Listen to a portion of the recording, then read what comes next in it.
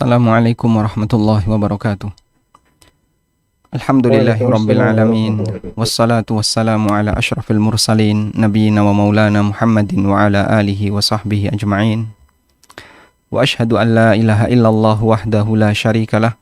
Wa ashhadu anna Muhammadan abduhu wa rasuluh sallallahu alaihi wa ala alihi wa sahbihi wa man tabi'ahum bi ihsanin ila yaumiddin. Alhamdulillah, puji syukur kita haturkan kehadirat Allah Subhanahu wa Ta'ala. Di kesempatan sore hari ini kita bisa belajar bersama. Semoga Allah Ta'ala menjadikan forum kita forum yang diberkahi, mendatangkan kebaikan baik kita, baik di dunia maupun di akhirat. Sebagai seorang muslim, kita menyadari bahwa amal yang diterima oleh Allah adalah amal yang dilakukan secara berkualitas. Dan salah satu di antara penentu kualitas bagi amal seseorang adalah adanya persiapan. Adanya persiapan yang dilakukan oleh seorang muslim sebelum amal itu dilakukan. Dan bagian dari persiapan tersebut adalah belajar mengilmui bagaimana tata cara amal, bagaimana ilmu yang harus kita ketahui terkait amal yang bersangkutan. Karena dalam masalah amal ada 3 hal yang harus kita pikirkan. Yang pertama adalah sebelum beramal. Kita harus memikirkan bagaimana persiapan yang harus kita upayakan sebelum beramal. Yang kedua, ketika sedang beramal, kita memikirkan bagaimana agar bisa melakukannya dengan maksimal. Dan yang ketiga, tidak kalah penting, yaitu pasca amal. Berusaha menjaga agar jangan sampai pahala yang kita dapatkan hangus dan hilang disebabkan karena perbuatan kesalahan yang kita lakukan.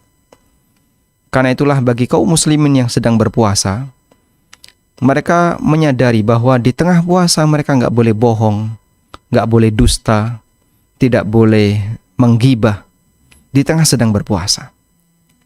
Namun kita juga tekankan kepada kaum muslimin, Anda jaga posisi ini meskipun sudah berbuka puasa. Sehingga di malam hari boleh nggak Pak kita gibah? Di malam hari boleh nggak kita bohong? Di malam hari kita berbicara dusta? Ya tetap nggak boleh. Kenapa? Karena puasanya kan sudah selesai Pak. Kami sudah berbuka puasa dan sekarang kita sudah masuk waktu maghrib, waktu isya. Sehingga kita dalam posisi tidak berpuasa. Maka jawabannya adalah sebab kita juga diperintahkan untuk menjaga agar pahala puasa itu tetap bertahan. Dan upaya untuk menjaga pahala puasa agar tetap bertahan adalah dengan cara menghindari semua perbuatan yang bisa membatalkan pahala puasa. Di antaranya adalah berbuat maksiat. Baik, bahkan ada perkataan, seingat saya ini adalah ucapan Ali bin Abi Thalib radhiyallahu anhu, bahwa menjaga pahala pasca beramal asyaddu minal amal, itu lebih berat dibandingkan beramal itu sendiri. Sehingga perjuangan para salafus saleh, para sahabat Nabi SAW, para ulama masa silam, seusai mereka beramal luar biasa. Sampai di antara mereka berdoa kepada Allah Subhanahu wa Ta'ala selama 6 bulan pasca Ramadan. Mereka memohon kepada Allah ayyataqabbala minhum, agar Allah Ta'ala menerima amal yang mereka kerjakan sepanjang Ramadan. Selama 6 bulan. Yang mungkin kita hanya berdoa agar amal kita diterima hanya pada saat Idul Fitri saja. Pada saat hari raya, taqabbalallahu minna wa minkum. Ucapan itu kita semarakkan saat tanggal 1 Syawal. Tanggal 2 kita sudah mulai lupa untuk berdoa. Tanggal 3 mungkin sudah sangat lupa sama sekali ya. Lupa sama sekali. Apalagi setelahnya, kita mungkin sudah melupakan apapun yang kita kerjakan sepanjang Ramadan. Namun bagi para ulama yang mereka mengetahui nilai berharganya sebuah amal, maka mereka akan berusaha untuk menjaganya. Saya kadang membandingkan seperti ini. Orang kalau dia punya investasi dengan nilai yang besar, sementara posisi investasi itu sangat sangat gamblingnya sangat besar. Ya. Untung ruginya itu sangat besar. Orang akan selalu update informasi. Jangan sampai dia telat informasi sehingga membuat dia kehilangan banyak peluang untung atau bahkan rugi. Contoh misalnya, orang yang investasi di dunia saham, begitu dia invest di dunia saham, sehari-harinya dia hanya lihat indeks saham, pakai aplikasi yang dia punya. Sehari-hari update itu aja, bangun tidur lihat itu, sampai beberapa device yang dimiliki oleh seseorang kan dilengkapi indeks saham Dow Jones atau indeks saham apa, saya tidak paham ya. Dilengkapi aplikasi itu. Seolah-olah itu adalah bawaan semua orang. Karena HP ya, ini menjadi teman pribadi seseorang, asisten pribadi seseorang, yang dia menjadi wadah untuk informasi, semua yang dibutuhkan orang. Sampai disediakan aplikasi itu. Apalagi mereka yang bermain di kripto ya, yang nilai volatilitasnya masih sangat tinggi sehingga sangat tidak karuan fluktuasinya. Itu dia akan selalu untuk update informasi, gimana ya Bitcoin hari ini berapa, sekian jam berikutnya berapa, sekian menit berikutnya berapa. Dia selalu ikuti itu, sehingga hatinya selalu dihantui dengan was-was, jangan sampai modal yang dia punya hilang. Coba andaikan semangat semacam ini terjadi pada kegiatan ibadah yang kita lakukan, sehingga seusai Anda melakukan ibadah, seusai kita melakukan ibadah, kita punya husnudzon, semoga diterima oleh Allah. Lalu kita berharap semoga ada pahalanya, dan kita berusaha untuk menjaganya. Dan bentuk menjaga pahala itu adalah mewaspadai, jangan sampai melakukan amalan yang menyebabkan pahala ini hilang. Maka sangat disayangkan ketika ada orang yang dia ketika Ramadan berlomba-lomba memperbanyak amal saleh, membaca Quran sampai melalui mikrofon, banter-banteran ya, antara satu masjid dengan masjid yang lain. Begitu selesai Ramadan berbuat syirik, datang ke dukun. Kalau nggak datang ke dukun, sajen. Kalau nggak sajen, dia berbuat syirik yang lainnya. Masya Allah, sangat disayangkan. Ini orang capek beribadah ketika Ramadan. Begitu selesai Ramadan, dia hilangkan dengan hanya melakukan amalan 5 menit. Sekian menit, hangus semua amalnya. Maka jaga baik-baik jemaah ya, amal ibadah yang kita kerjakan. Termasuk diantaranya adalah ibadah yang dinilai oleh Allah dengan nilai yang besar, yaitu ibadah ketika Lailatul Qadar.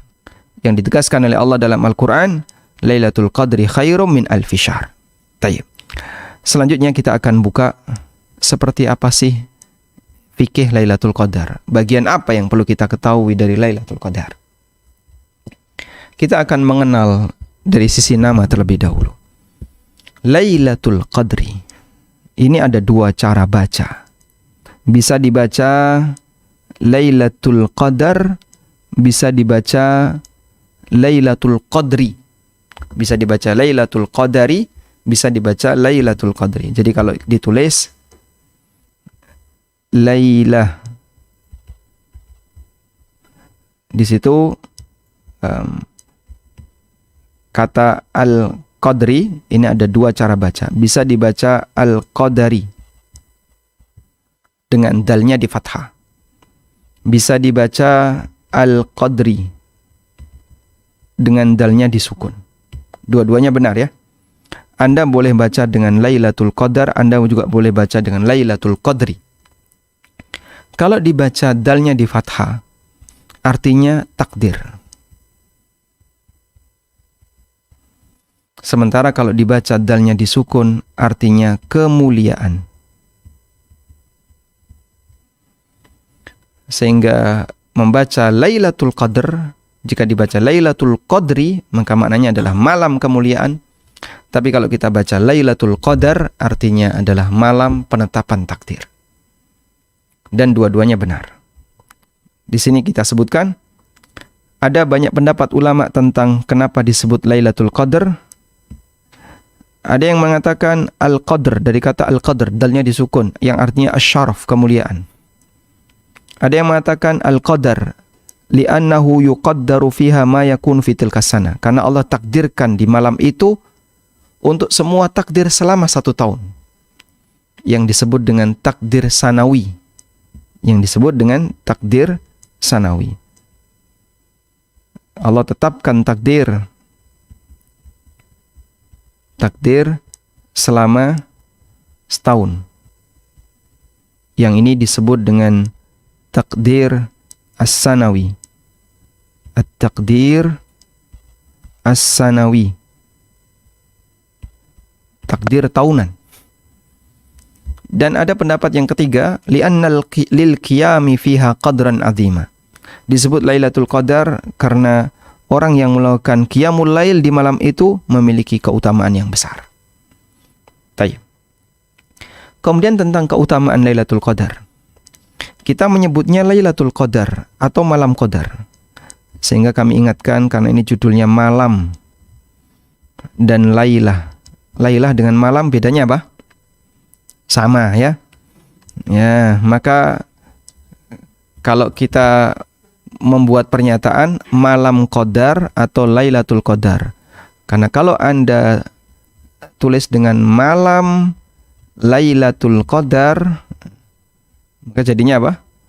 Malam Qadar. Double ya. Baik. Judulnya menggapai malam Lailatul Qadar. Tapi nggak apa-apa ya. Sama seperti Bank BRI kan.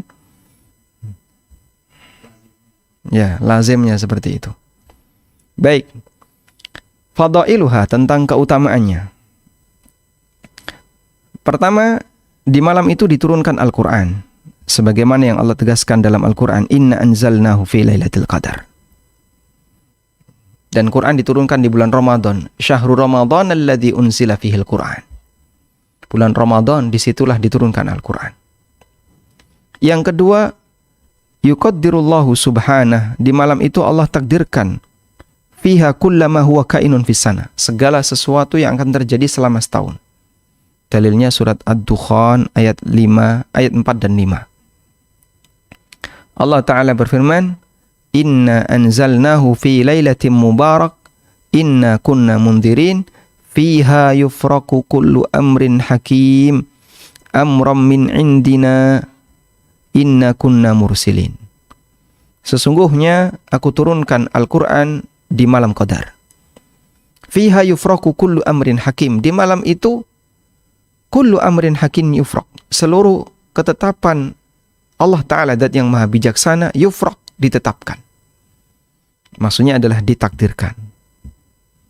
Amram min indina, ketetapan dari kami, inna kunna mursilin. Di sini ada keterangan dari Ibnu Katsir. Pada malam itu Allah takdirkan semua takdir makhluk selama setahun. Di situ dicatat siapa saja yang hidup, siapa yang akan mati, siapa yang akan selamat, siapa yang akan binasa, siapa yang bahagia, siapa yang celaka, siapa yang mulia, siapa yang terhina.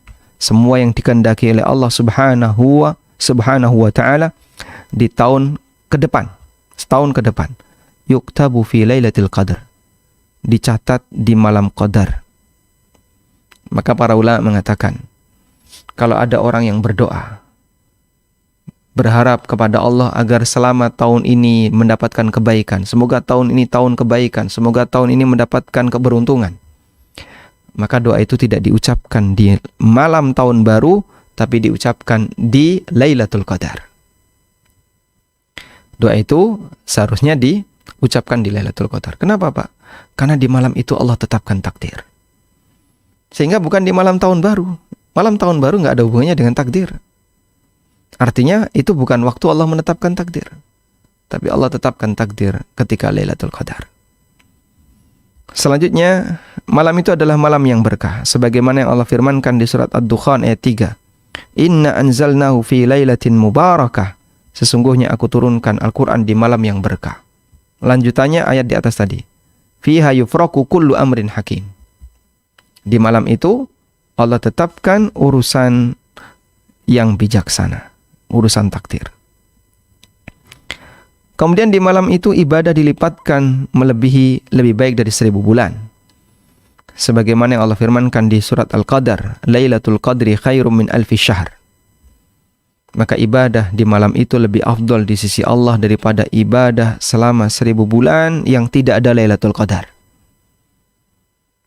Dan 1000 bulan itu sebanding dengan 83 tahun plus 4 bulan. Di malam itu pula Jibril turun bersama para malaikat dengan membawa kebaikan dan berkah. Sebagaimana yang Allah firmankan di surat Al-Qadar, "Tanazzalul malaikatu warruhu fiha." Para malaikat dan roh turun di malam itu. Biidzni rabbihim, dengan izin Rabb mereka. Min kulli amrin, ya, untuk menetapkan urusan. Maka para malaikat turun di muka bumi dengan membawa kebaikan, keberkahan, rahmat dan maghfirah. Dan malam itu juga malam keselamatan. Sebagaimana yang Allah firmankan di akhir surat Al-Qadar, "Salamun hiya hatta matla'il fajr." Salamun hiya itu adalah malam keselamatan. Maka malam itu tidak ada keburukan, tidak ada khaliyah minasyarri wal adha, tidak ada keburukan. Di sana banyak ketaatan dan amal kebaikan, sehingga banyak keselamatan dari azab. Itulah salamun, itulah malam yang penuh dengan keselamatan.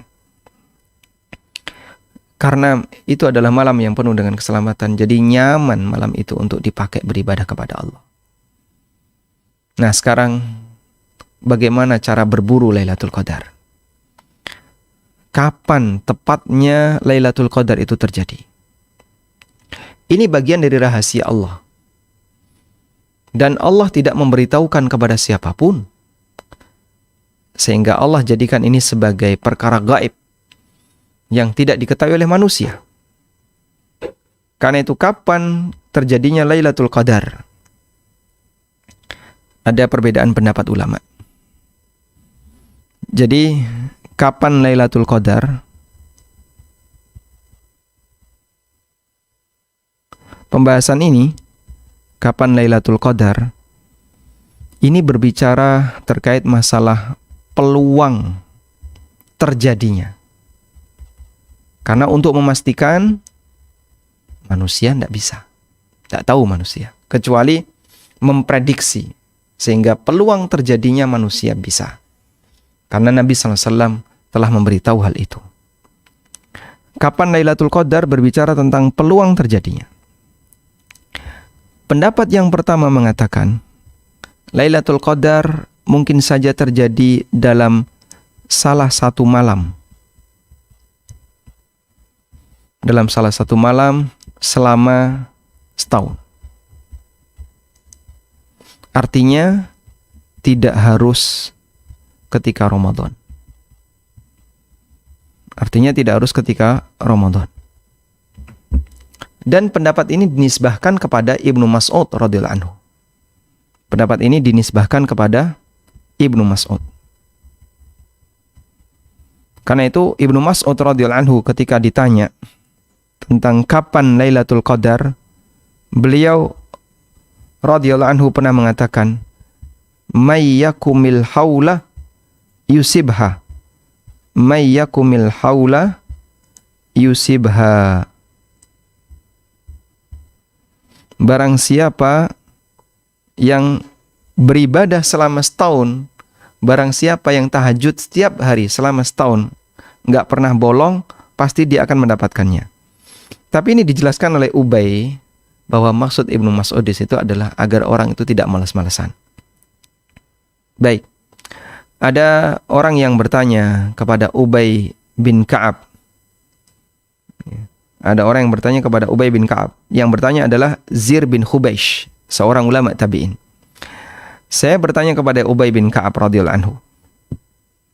Aku sampaikan, sesungguhnya saudaramu yaitu Ibnu Mas'ud, beliau pernah ditanya tentang Lailatul Qadar, kata beliau, "May yakumil haula yusib Lailatul Qadri." Siapa yang bangun setiap malam dalam waktu setahun pasti dapat Lailatul Qadar. Pasti dapat Lailatul Qadar. Sehingga ini mengisyaratkan Ibnu Mas'ud radhiyallahu anhu menganggap bahwa Lailatul Qadar ada dalam salah satu malam di sepanjang satu tahun meskipun tidak di bulan Ramadan.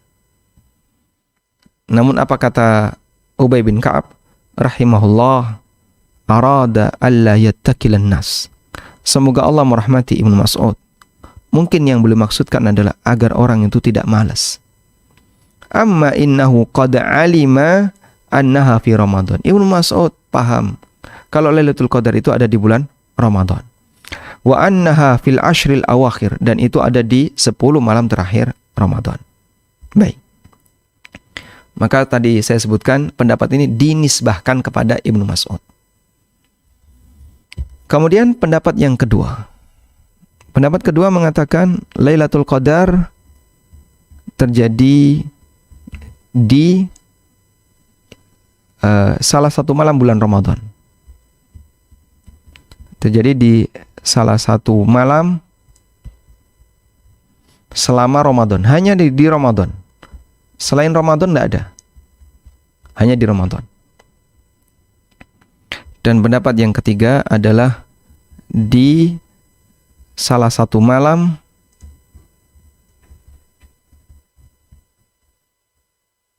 di 10 terakhir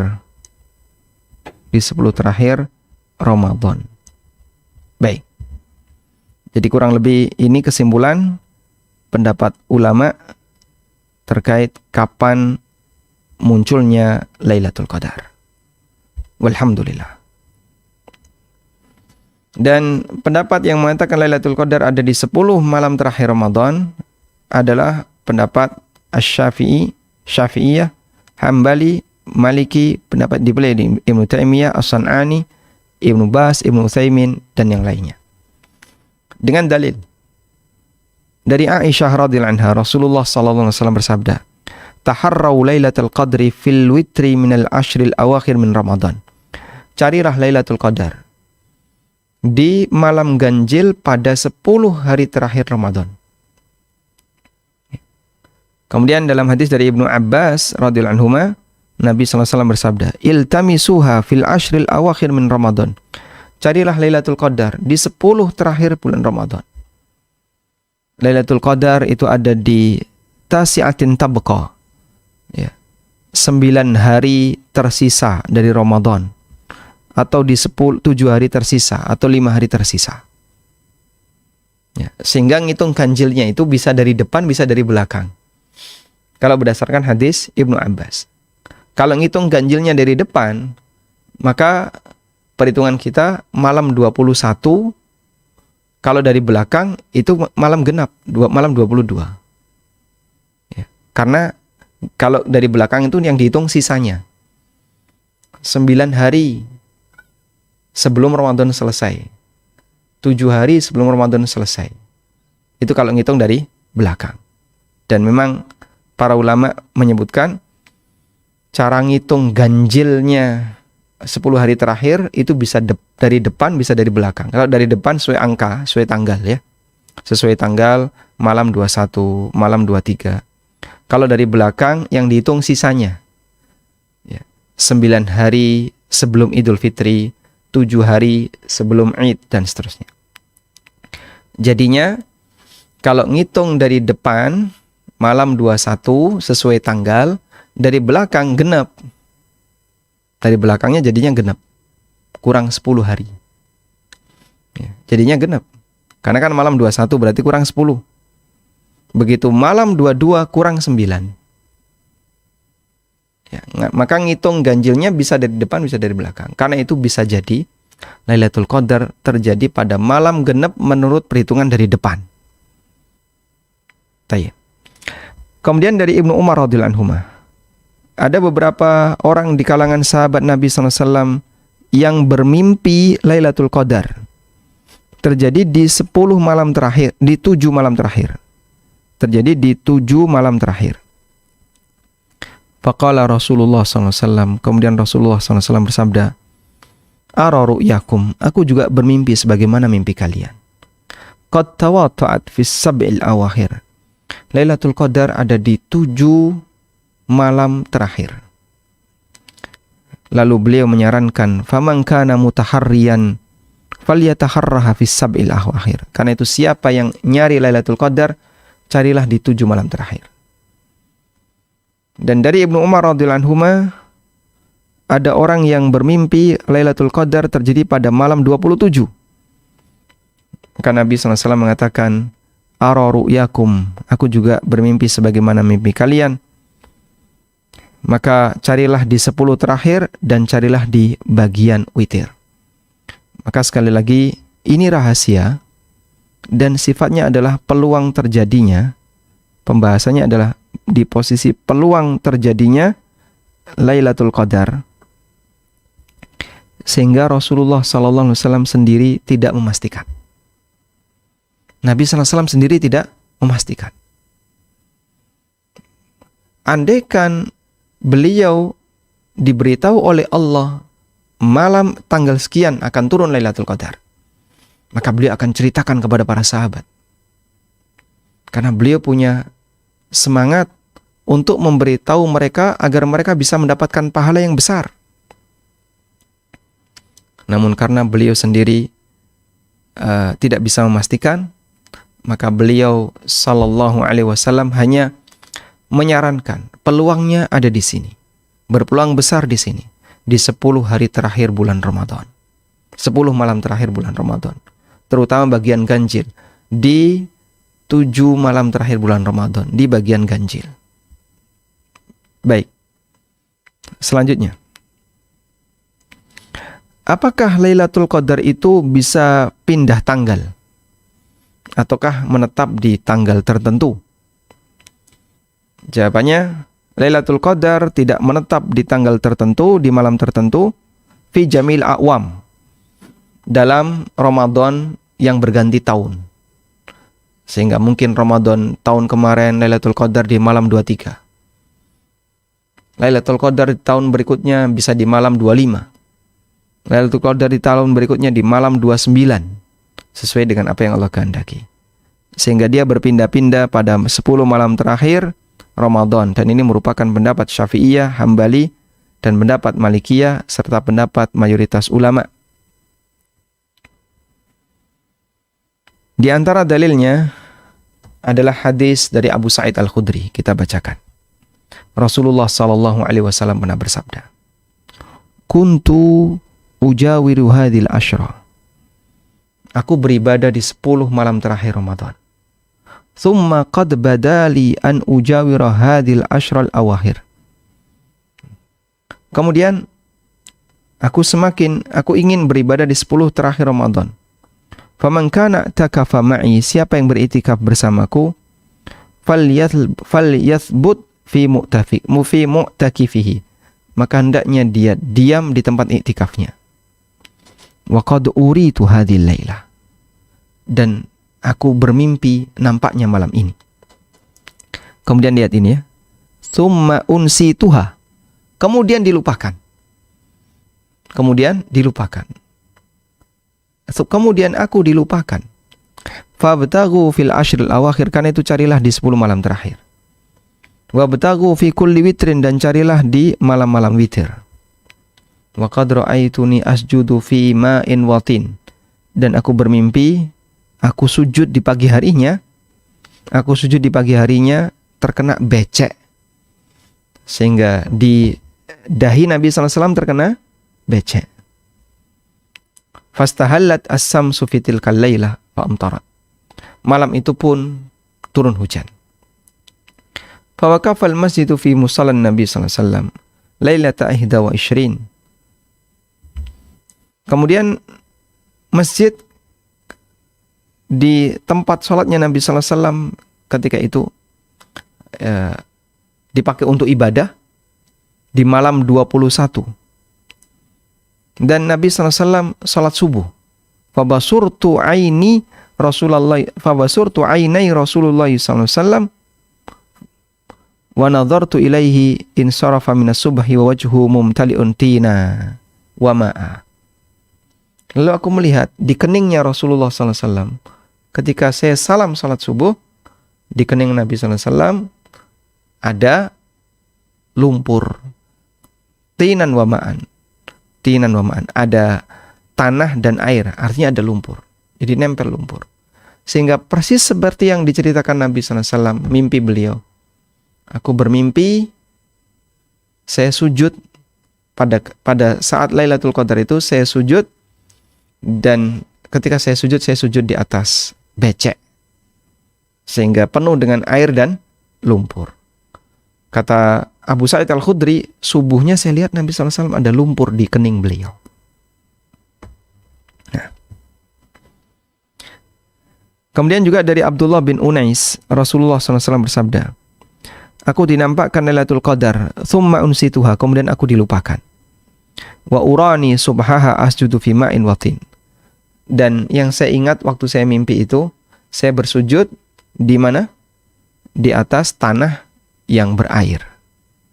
Famurtirna lailata 23. Dan kita dapat hujan di malam ke-23. Rasulullah SAW mengimami kami, dan selesai subuh, inna atharal ma'i wattini ala jabhatihi wa anfi. Ada lumpur di dahi dan hidung Nabi SAW. Baik. Kejadian ini dulu di masa Rasulullah SAW. Apakah mesti Lailatul Qadar akan turun hujan? Tidak mesti. Nah, waktu itu Rasulullah SAW bermimpi saat Lailatul Qadar, beliau pagi harinya sujud di atas lumpur. Berarti malamnya hujan. Dan betul malamnya hujan. Kemudian Nabi SAW ketika sujud ada lumpur di dahi beliau. Sallallahu alaihi wasallam. Baik. Kemudian berikutnya, Lailatul Qadar akan selalu ada sampai kiamat di setiap Ramadan. Sehingga tidak terhenti setelah wafatnya Nabi sallallahu alaihi wasallam. Karena ada orang yang punya anggapan Lailatul Qadar terhenti setelah wafatnya Nabi sallallahu alaihi wasallam. Ayo kejar Lailatul Qadar. Sudah enggak usah dicari, itu sudah enggak ada setelah wafatnya Rasulullah sallallahu alaihi wasallam. Dan ini pendapat yang menyimpang. Karena itu ada keterangan dari Aisyah. Beliau diperintahkan untuk mencari Lailatul Qadar di malam ganjil di 10 malam terakhir Ramadan. Dan ijma' An-Nawawi mengatakan, ulama yang diakui ijma' akan keberadaan Lailatul Qadar dan akan selalu ada sampai ila akhir dahr, sampai kiamat, berdasarkan hadis-hadis yang sahih yang masyhur. Dan salah satu di antara indikasi kuatnya adalah Nabi SAW perintahkan agar kita mencari Lailatul Qadar di 10 malam terakhir Ramadan, dan itu berlaku umum untuk seluruh umatnya. Andaikan Lailatul Qadar sudah tidak ada, tentu hadis ini sudah tidak berlaku di zaman sekarang. Wallahu a'lam. Baik. Selanjutnya tentang tanda Lailatul Qadar. Kalau tanda pada waktu malam itu mungkin cukup sulit ya bagi orang untuk menebaknya. Karena itu tandanya diletakkan di pagi hari. Tatlu'u yawma idzin la syu'a laha. Saat Lailatul Qadar, dalam hadis Ubay bin Ka'ab radhiyallahu anhu, beliau mengatakan, akhbarana Rasulullah sallallahu alaihi wasallam, Nabi sallallahu alaihi wasallam menyampaikan kepada kami, annaha tatlu'u yawma idzin la syu'a laha. Saat pagi hari matahari itu terbit dan tidak bersinar, tidak menyengat. Di pagi hari matahari terbit tidak menyengat, panasnya tidak menyengat. Dalam lafaz Muslim dari Ubay bin Ka'ab, Nabi SAW mengatakan, wa amaratuha, dan tandanya matahari terbit di pagi harinya, bayda'a, berwarna putih, la syu'a laha, tidak silau. Ya. Ini kejadian ketika Lailatul Qadar, tandanya ditaruh di belakang. Sekarang coba kita lihat.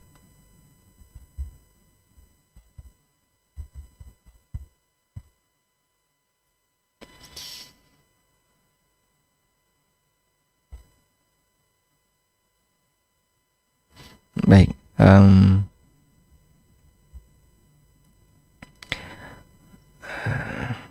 Tadlu'u yawma'in la syu'ala bayda'a sabihata yawmiha. Coba pakai ini. Sabihata yawmiha.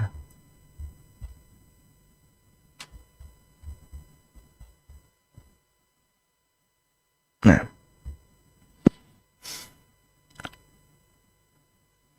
Di sini dari hadis riwayat Muslim ya. Dari Ubay bin Ka'ab radhiyallahu anhu. Kemudian di situ ada perkataan,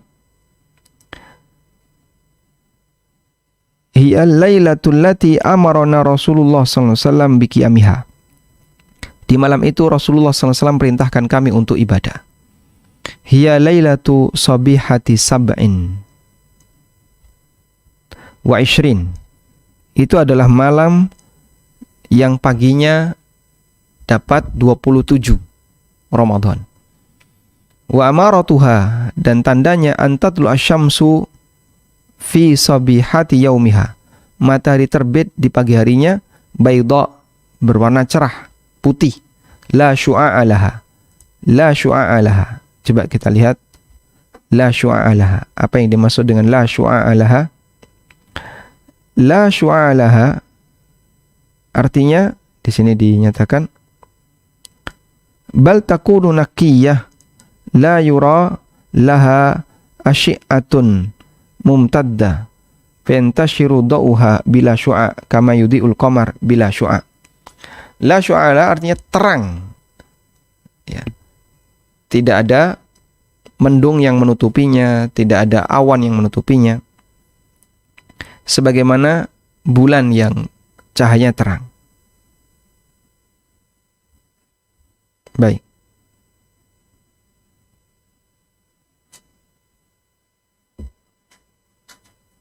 Atau tidak menyengat ya. Di sini syu'a adalah ketika Anda melihat cahaya matahari seperti ada tali yang mengarah ke Anda, muttajihatan ilaik, yang mengarah ke Anda. Idza nazarta, ketika melihat. Berarti apa? Sinar yang menyerang ke kita. Nah, bulan itu kan tanpa syu'a. Sehingga saat kita melihat bulan, terasa sakit enggak? Tidak. Kalau matahari, seperti ada garis yang menyerang ke kita. Yang mengarah ke kita. Itulah syu'a. Syu'a usyams. Nah, kata Ubay bin Ka'ab, Nabi SAW menyebutkan di pagi harinya seperti itu. Jadi Anda bisa lihat ya, tandanya itu ditaruh di pagi. Berarti kan malamnya sudah berlalu. Oh, baru ngerti tandanya sekarang. Saya nyesel tadi malam cuma tidur saja misalnya. Ini paginya kok Masya Allah kayaknya tadi malam Lailatul Qadar. Nyesel dia. Allah rahasiakan. Artinya itu terjadi dengan situasi pagi seperti ini. Baik. Sekarang kita membahas siapa yang mendapatkan Lailatul Qadar. Siapa orang yang mendapatkan Lailatul Qadar? Ada keterangan dari Imam Ad-Dhahhak, salah seorang ulama tabi'in ya, Ad-Dhahhak. Beliau mengatakan, lahum fi Lailatul Qadar nasibun. Kullu man taqabbalallahu amalahu sayu'tihi nasibahu min Lailatul Qadar. Semua manusia muslim punya pahala di Lailatul Qadar. Lahum nasib, punya pahala di Lailatul Qadar.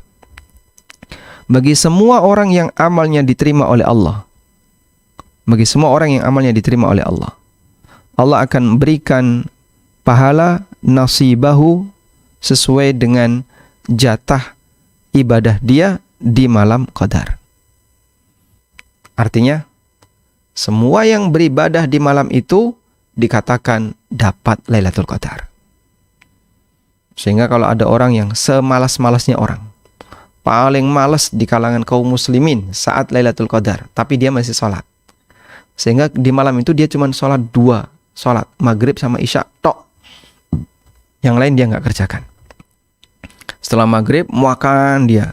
Setelah itu isya, karena kekenyangan cuman isya tok, pulang tidur.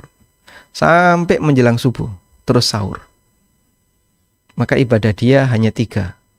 Maghrib, isya, sahur. Sahur ini termasuk ibadah. Sudah? Orang ini tetap mendapat Lailatul Qadar, tapi hanya sedikit. Baik. Sehingga kenapa kita diperintahkan untuk banyak ibadah? Biar pahala di Lailatul Qadar itu lebih banyak. Sehingga perbanyak ibadah dengan baca Quran, dengan tadarus dan seterusnya. Dzikir. Ibnu Taimiyah mengatakan, wa qad yakshifuha Allahu li ba'din nas fil manam awil yaqdha. Dan terkadang Allah tampakkan tanda-tanda Lailatul Qadar kepada sebagian orang pada saat mimpi, saat tidur, atau dalam posisi tidak tidur, dalam posisi bangun. Fayara anwaraha, kadang dia melihat cahaya Lailatul Qadar. Aw yara man yaqulu lahu hadhi Lailatul Qadar, atau ada orang yang mengatakan ini Lailatul Qadar, lalu dia percaya kalau itu Lailatul Qadar. Wa qad yaftahu ala qalbihi minal musyahadah ma yatabayyanu bihil amr. Dan terkadang dalam hatinya dia bisa punya indikasi kuat, yatabayyanu bihil amr, yang membuat dia semakin yakin kalau ini adalah Lailatul Qadar. Baik, intinya Lailatul Qadar didapatkan oleh setiap muslim yang beribadah di malam itu, meskipun hanya sedikit. Dan bukan syarat untuk disebut dapat Lailatul Qadar, dia harus melihat kejadian-kejadian aneh. Melihat pohon sujud, melihat ada tulisan Allah di atas, atau melihat ada cahaya yang keluar dari kegelapan, atau melihat kuburan-kuburan merekah, atau melihat yang lainnya. Tidak ada, bukan syarat untuk bisa disebut mendapatkan Lailatul Qadar harus melihat kejadian-kejadian aneh semacam ini. Wallahu a'lam. Baik, demikian yang bisa kita bahas. Semoga menjadi ilmu yang bermanfaat. Wassallallahu ala nabiyyina Muhammadin wa ala alihi wa sahbihi wasallam.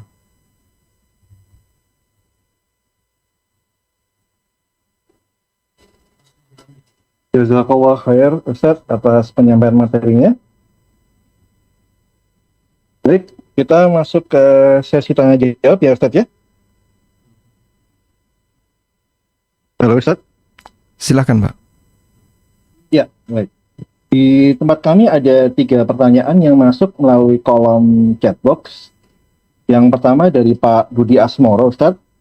Assalamualaikum warahmatullahi wabarakatuh. Afwan, bertanya 2 soal.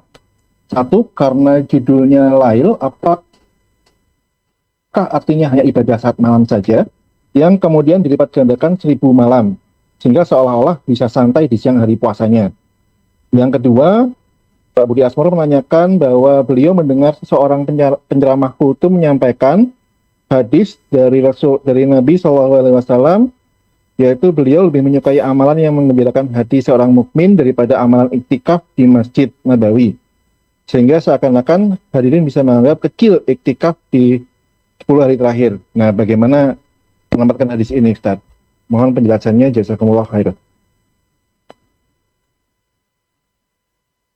Jazakumullah khairan.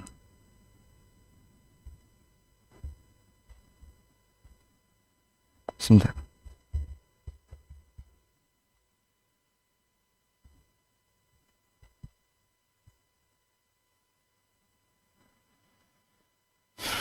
Baik.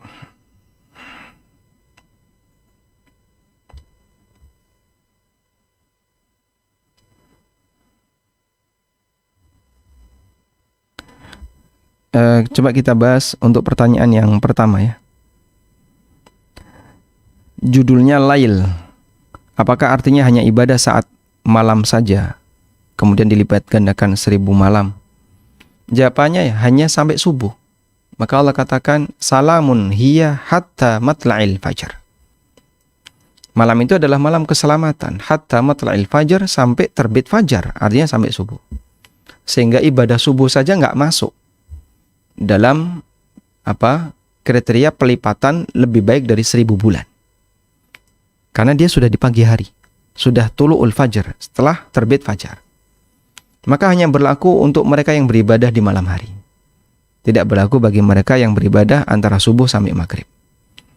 Sehingga bolehkah kemudian siang harinya dia istirahat, bersantai? Jawabannya ya boleh. Tapi kan dia berpuasa. Sehingga malam harinya penuh untuk tahajud. Penuh tahajud sampai subuh. Dia sahur sampai subuh. Setelah itu Setelah subuh dia ngantuk, mau tidur silahkan. Dan dia sudah melakukan perjuangan di malam harinya. Sehingga selesai subuh karena nggak ada kegiatan dia tidur, silahkan.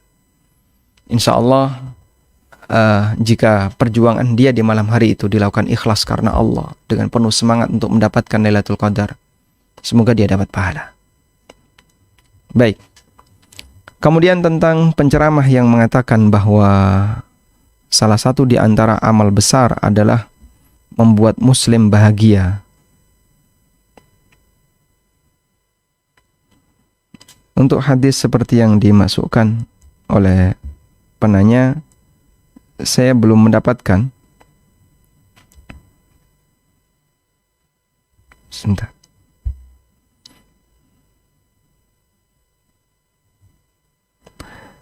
Idkhalul farh was surur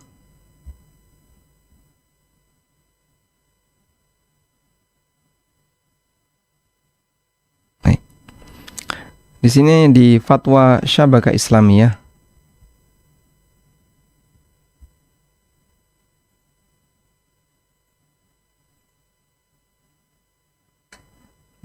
Nah, ada hadis yang nilainya sahih. Nabi SAW bersabda, min afdalil a'mal idkhalus sururi 'alal mu'min taqdi lahu dainan taqdi lahu hajatan tanaffas lahu kurbatan. Termasuk di antara amal yang paling afdal adalah membahagiakan seorang mukmin, melunasi utangnya dan menunaikan hajatnya serta membantunya dari kesulitan.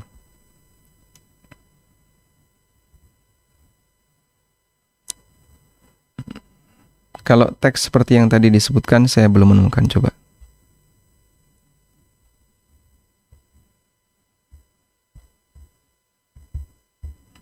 Ada teksnya, Pak? Saya nggak ada, Ustaz. Beliau hanya menyebutkan bahwa ada seorang penceramah yang menyampaikan hadis dari Nabi SAW bahwa ada Nabi SAW menyukai amalan yang mengembirakan hati seorang mukmin daripada amal iktikaf di Masjid Nabawi. Gitu. Jadi tidak ada referensi hadis yang mana, riwayat dari mana gitu, Ustaz. Tidak ada dari penanya. Baik.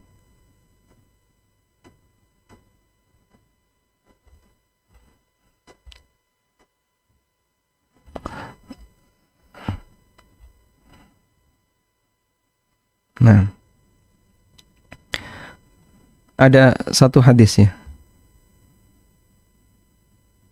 Hadisnya riwayat Al-Mundhiri dari sahabat Abdullah bin Umar radhiyallahu anhuma, dan juga diriwayatkan oleh At-Tabrani dalam Mu'jam Al-Awsat. Rasulullah sallallahu alaihi wasallam pernah menyebutkan, ahabbun nasi ilallah anfa'uhum linnas. Manusia yang paling dicintai oleh Allah adalah yang paling banyak memberikan manfaat bagi yang lain. Wa ahabbul a'mali ilallah sururun yudkhiluhu ala muslim. Dan amal yang paling dicintai oleh Allah adalah menggembirakan seorang muslim. Au yakshifu anhu kurbatan, atau menghilangkan kesulitan darinya. Au yaqdi anhu dainan, atau melunasi utangnya. Au tatrudu anhu ju'an, atau menghilangkan kelaparannya. Lalu beliau mengatakan, wali an amshi ma'akhin li fi hajatin ahabbu ilayya min an a'takifa fi hadzal masjid, yakni Masjid al-Madinah syahran. Saya menemani seorang muslim untuk menunaikan kebutuhannya lebih aku sukai daripada saya beriktikaf di masjid ini, yaitu Masjid Madinah syahran, selama 1 bulan. Wa man kaffa ghadabahu satarallahu auratahu. Siapa yang bisa menahan emosinya, maka Allah akan menutup auratnya. Wa man kadhama ghaidhahu walau syaa'a ayyumdiyahu amdahu Allahu mala'a Allahu qalbahu raja'an yaumal qiyamah. Siapa yang bisa menahan emosinya, padahal kalau dia mau, dia bisa wujudkan, maka Allah akan penuhi hatinya dengan semangat untuk selalu mendapatkan akhirat. Baik, mungkin dari penggalan kalimat ini ya.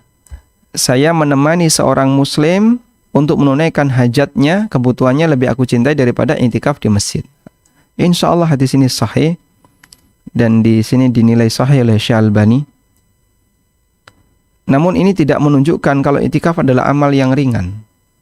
Bukan dalam rangka untuk meremehkan i'tikaf. Artinya begini, Anda bisa melihat i'tikaf itu amal yang berat. Meninggalkan aneka kegiatan yang mungkin hati kita masih ingin untuk menyelesaikannya. Anda meninggalkan pekerjaan, fokus di masjid, nggak bisa kemana-mana. Jika kau melihat i'tikaf adalah amal yang demikian istimewa, maka di saat kau menemani orang ketika dia mau menunaikan hajatnya, lalu kita temani dia, kata Nabi SAW, itu lebih aku sukai daripada i'tikaf.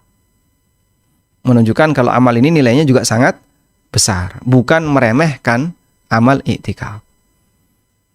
Jangan kemudian kita memahami amal i'tikaf diremehkan, di saat yang sama dia juga nggak pernah bantu orang ketika dia punya kebutuhan. Ketika ada orang punya kebutuhan, akhirnya sudah terlanjur meremehkan i'tikaf, di saat yang sama dia juga tidak membantu orang ketika ada kebutuhan.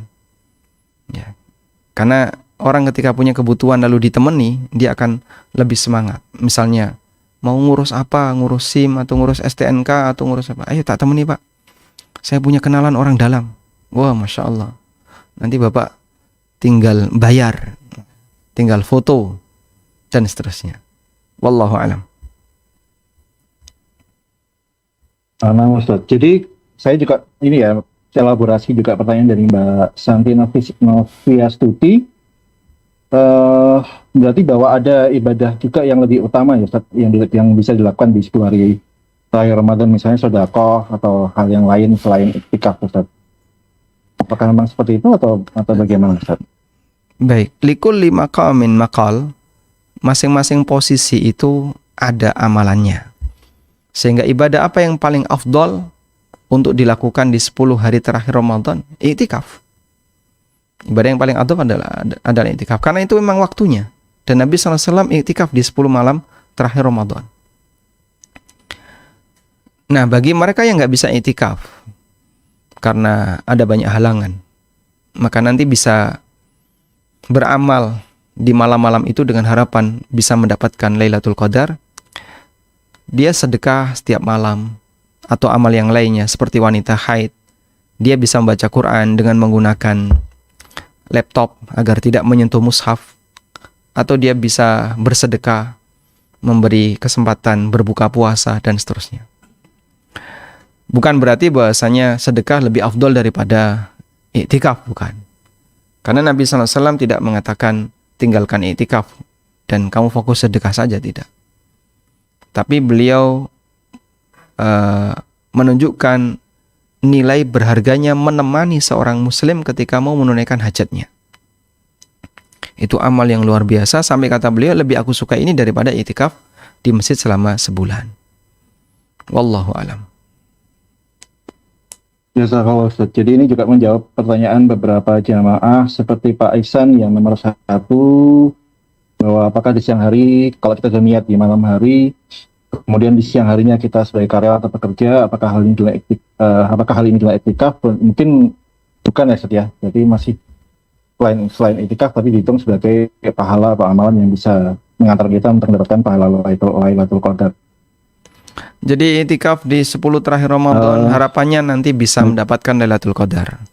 Kalau di sini ada pertanyaan, apakah ada keutamaan lebih untuk ibadah yang dilakukan di 10 terakhir Ramadan? Jika malam hari ada. Kalau siang hari ya sama sebagaimana 20 pertama Ramadan. Kalau malam hari kita punya harapan semoga bertepatan dengan Lailatul Qadar. Wallahu a'lam. Baik, Ustaz, ada pertanyaan juga dari Pak Sultan, Muhammad Sultan. Bismillah, semoga Allah melimpahkan kebaikan kepada Ustaz Hafizahullah dan keluarga. Amin walakum bimithlin. Amin ya rabbal alamin. Yang pertama, Ustaz, mohon nasihat Ustaz, apakah ada tuntunan atau riwayat dari Rasulullah SAW terkait seorang Muslim bisa mendapatkan Lailatul Qadar lebih dari 1 kali? Dan pertanyaan nomor 2, apakah ada kemungkinan malam Lailatul Qadar akan berbeda-beda di tiap negara atau daerah dalam 10 malam terakhir Ramadan mengingat adanya perbedaan waktu di belahan bumi Allah? Wallahu alam, kami tidak paham yang dimaksud dapat Lailatul Qadar lebih dari sekali, karena kejadiannya malam itu hanya sekali. Lailatul Qadar itu hanya turun di satu malam, sehingga tidak berulang. 21 turun, nanti 23 turun lagi, tidak. Tapi hanya turun di satu malam. Salah satu di antara malam-malam bulan Ramadan, terutama di bagian 10 terakhir bulan Ramadan. Karena itu, apakah mungkin orang bisa dapat Lailatul Qadar 2 kali? Kalau maksudnya dapat 2 malam, nampaknya tidak mungkin. Nampaknya tidak mungkin, karena hanya terjadi selama 1 malam. Tapi kalau maksudnya, apakah orang bisa mendapatkan banyak amal, lebih dari 1 amal di Lailatul Qadar? Jawabannya sangat mungkin. Dia sholat, membaca Quran, sedekah, terus apa lagi? Amalan-amalan yang lainnya, termasuk misalnya menyebarkan kebaikan di malam Lailatul Qadar dengan cara menyebarkan artikel-artikel yang bermanfaat dibaca oleh seorang mukmin misalnya, ya. Atau berzikir, atau dia ibadah yang lainnya, itu mungkin dia bisa mendapatkan ada banyak aneka pahala di satu Lailatul Qadar. Apakah ada kemungkinan Lailatul Qadar berbeda? Berbeda hitungan mungkin. Ganjil di Saudi, genap di Indonesia. Atau ganjil di Indonesia, genap di Saudi. Karena kita punya beda waktu penetapan tanggal 1 Ramadan. Dan itu seperti yang dijelaskan oleh ulama, perbedaan menghitung genap dan ganjil bisa dari depan, bisa dari belakang. Tapi kembali kepada itu semua adalah rahasia Allah. Kita pokoknya diminta perbanyak ibadah di 10 malam terakhir. Pasti nanti akan dapat. Wallahu alam. Jazakallah Ustaz atas penjelasannya. Ini ada jamaah yang ingin bertanya secara interaktif langsung dari Pak Asep Syahril, Ustaz. Silakan. Tafadhol Pak Asep. Silakan dibuka kamera dan mic-nya.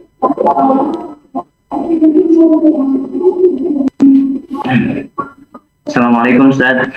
Waalaikumsalam warahmatullahi wabarakatuh. Ahlan wasahlan Ustaz. Ahlan bikum Pak Asep. Silakan Pak Asep. Kayaknya kita pernah ketemu di mana? Iya kemarin Ustaz lagi ketemu sama bule-bule sama Farhad. Kemarin anak mau ke tempat Ustaz, nggak enak. Ustaz manggil. Oh iya. Sama Robi. Siap ya. Semalam Ustaz. Ya ketemu di Jadi MPD. mau nyambung ya. Iya Ustaz, yang anak mau tanyain gini Ustaz. Ustaz tadi bilang bahwa Allah telah menentukan pada malam Lailatul Qadar manusia telah ditentukan 1 tahun kehidupan untuk tahun-tahun ke depannya.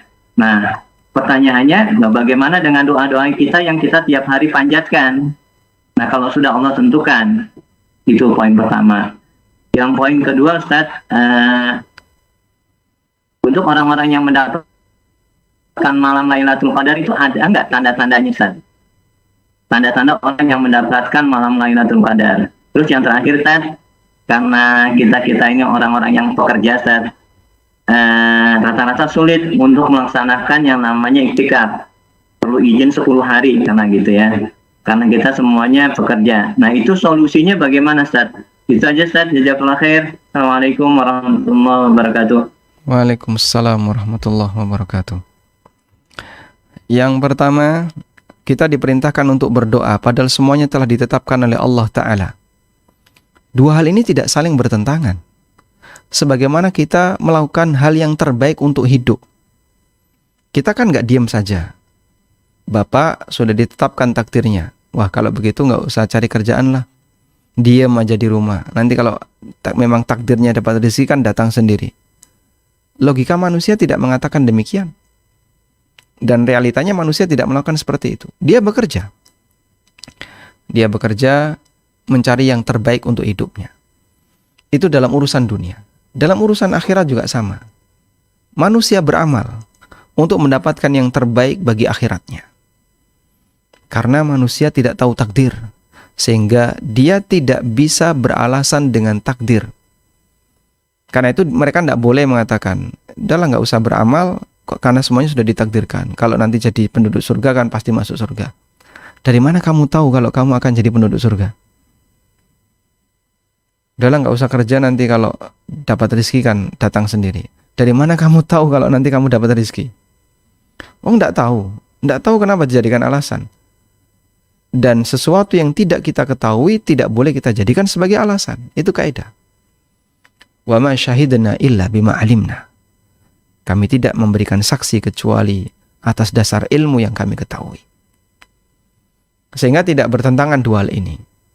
Ini tidak hanya khusus terkait Lailatul Qadar, untuk semua kejadian. Bukankah semua telah ditakdirkan oleh Allah sampai kita mati? Betul. Terus apa manfaatnya berdoa? Apa kamu tahu takdir?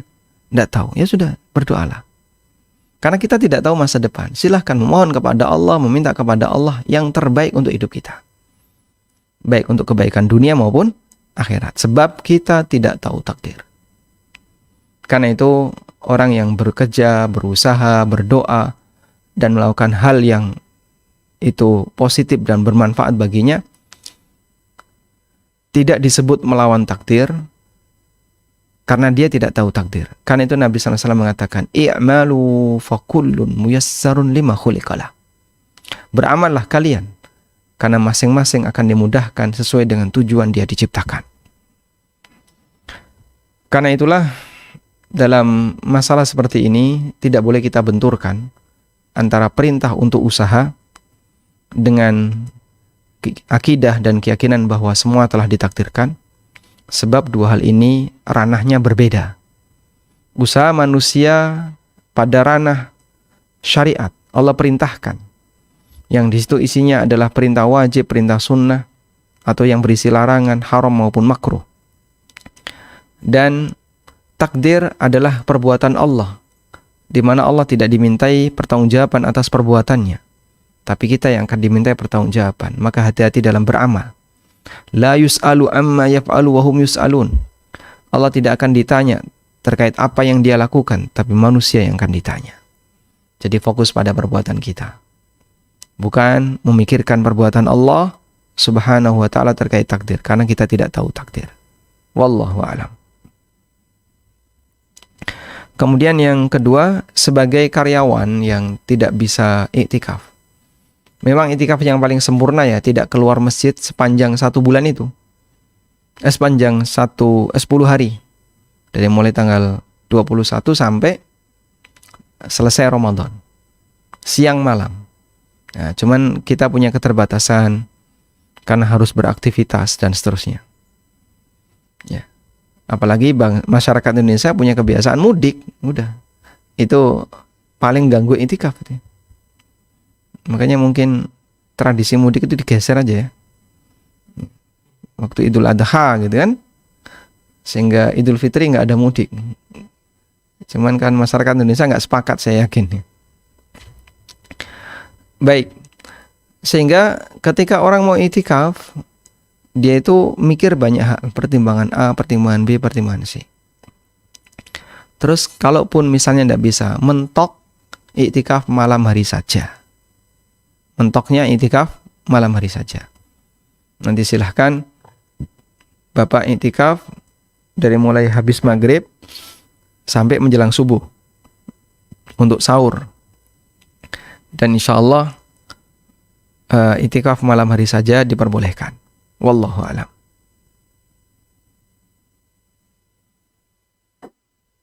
Jazakallah khair, Ustaz. Pertanyaan yang lain saya coba gabung mengenai orang yang sedang berhalangan, Ustaz. Yang pertama dari Risa Bayu dari Bandar Lampung, Ustaz. Assalamualaikum warahmatullahi wabarakatuh. Ustaz Ami, semoga selalu dalam lindungan dan rahmat Allah Azza wa Jalla. Amin. Izin bertanya terkait iktikaf, bagaimana dengan wanita atau laki-laki yang sedang berhalangan tidak bisa iktikaf di masjid? Apakah bisa mendapat keutamaan yang sama dengan beribadah di rumah? Kemudian nomor 2 dari Tiara Murdaningrum, Semarang, Ustadz.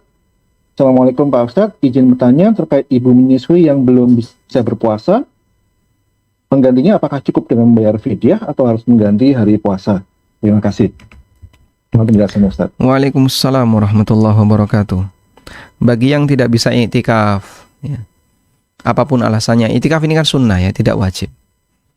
Apapun pertimbangannya, apakah bisa mendapatkan pahala ketika malam Ramadan? Jawabannya bisa. Ada banyak ibadah yang bisa dilakukan di rumah.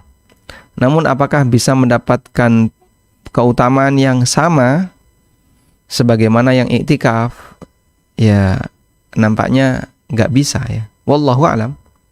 Ya, karena ini berarti beliau tidak melakukan ibadah sebagaimana dilakukan oleh orang yang di masjid. Karena diam di masjid itu ibadah. Diam di masjid ibadah. Diam di rumah apa? Ibadah juga. Diam di rumah ya tergantung dia aktivitasnya apa.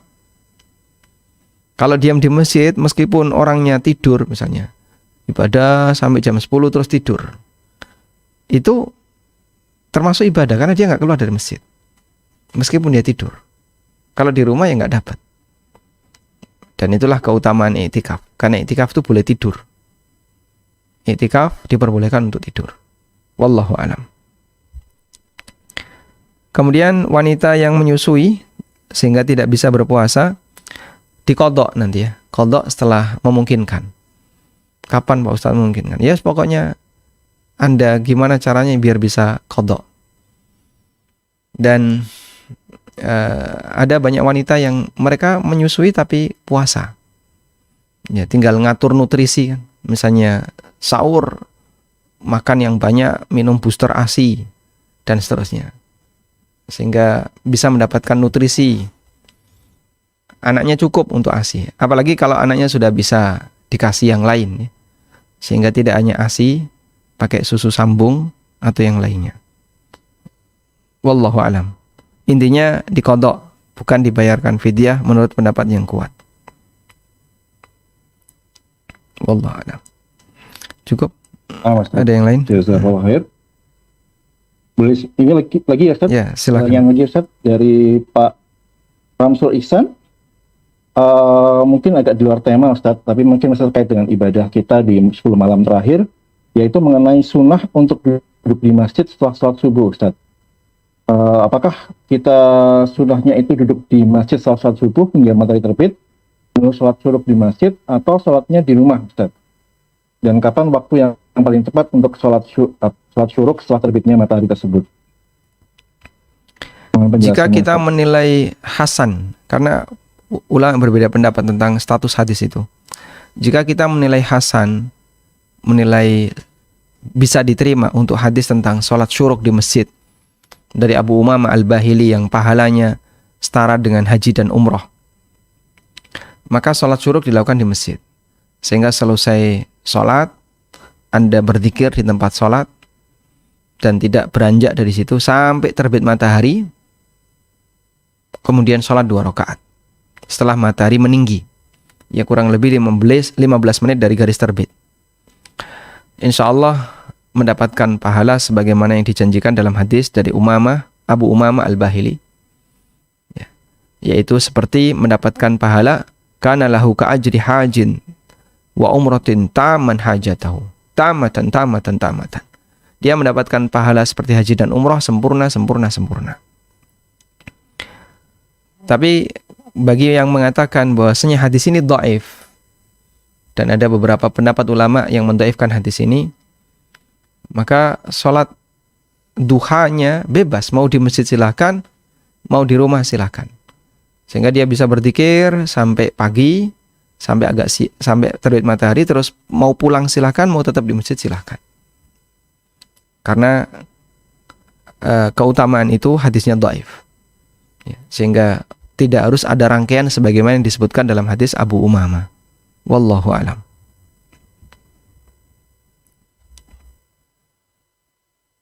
Jazakumullah Ustaz untuk penjelasannya. Kalau lihat dari pertanyaannya sudah habis Ustaz. Forum saya kembalikan kepada Pak Ihsan. Tafadhol Pak Ihsan. Ya, terima kasih Barakallahu Fik Mas Fitah atas panduannya selama sesi tanya jawab. Banyak sekali jawabannya, semoga bisa terjawab semua. Akhirul kata, mungkin kita sudah sampai di akhir sesi kajian kita kali ini.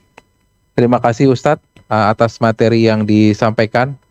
Semoga ilmu yang Ustadz sampaikan menjadi tambahan ilmu bagi bapak-bapak, ibu dan bapak ibu semua, dan menjadi amal ibadah bagi Ustadz dan dibalas dengan balasan yang berlipat oleh Allah Subhanahu wa taala.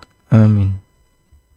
Oke, mungkin karena waktu juga sudah menunjukkan jam 5.21 dan kita ketahui di Jogja Ustadz akan buka 17.35 ya Ustadz.